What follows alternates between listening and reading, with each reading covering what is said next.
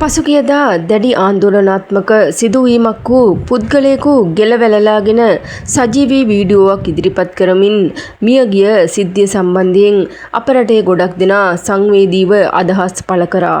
ඒ වගේම මේට හේතුව ගැන විවිධ කට්ටිය විවිධ අදහස් පළ කළා. ඒ වගේම සමාජ මාධ්‍ය හරහා ගොඩක් දෙනා ගොඩක් කතා මැව්වා.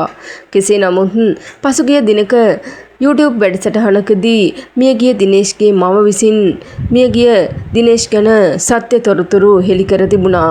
කරන්දෙනිය ප්‍රදේශයේ දිනේෂ් නැමැත්තාට සිටින්නේ සහෝදරයෙක් සහ සහෝදරියක් බව තමයි මව ප්‍රකාශ කරන්නේ. ඒ වගේම අවුරුදු 10ක් කොරියාවේ සිට හරි හම්බ කරගත් මුදලින් ඉදිකළ නිවස දිනේෂ්ගේ බිරිඳගේ නමට හරවා ඇති බවටත් දිනේෂ්ගේ බිරිඳ කලින් විවාහයෙන් පුතෙක් සිටින බවත් සඳහන් කර තිබුණා.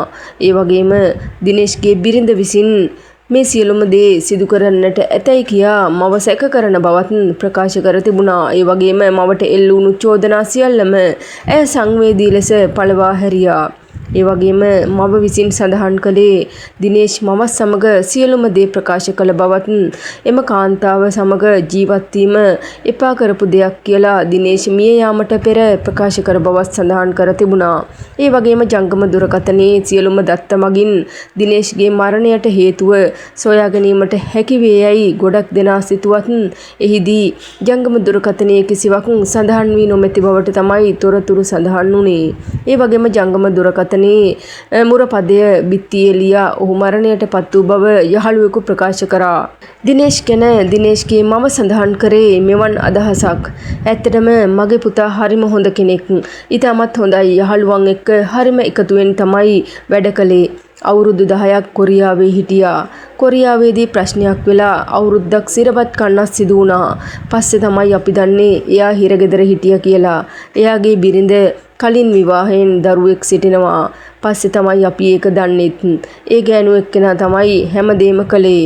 එයා හින්දා තමයි මගේ පුතාට මේ දේ සිද්ධ වුණේ. හැමදාම රණ්ඩු වෙනවා. එහෙදිත් රණ්ඩු වෙලා තිබුණා. ඒ වගේම දෙන්න අතර අදහස් ගැලපුණේ නැහැ. පස්සේ තමයි අපිට ඒක තේරුණේ. අපිට ඒගොල්ලෝ කිසිම දෙයක් කියන්නේ නැහැ. පුතා මට හැමදේම කිව්වා. ගෙදර ආවට පස්සේ නමුත් එතකොට හැමදේම සිද්ධ වෙලා ඉවරයි. පුතාගේ මහන්සියෙන් තමයි මේ හැමදේම කරේ.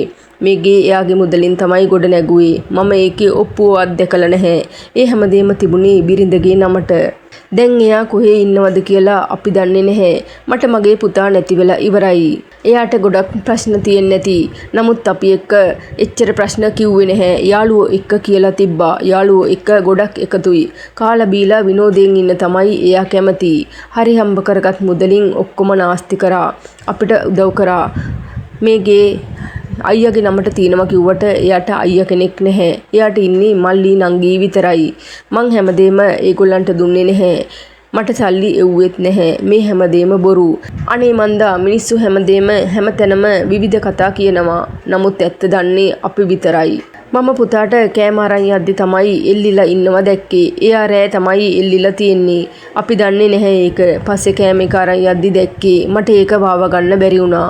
යනුවෙන් ඇය සංවේදී ලෙස අදහස් පළ කරමින් මෙම YouTube වැඩසටහනේදී ප්‍රකාශ කර තිබුණා. කෙසේ නමුත් දැන් සියල්ල සිදු වී හමාරයි. මියගිය දිනේෂ්ට නිවන් සුව ලැබේවා කියලා අපි හැමෝම ප්‍රාර්ථනා කරමු.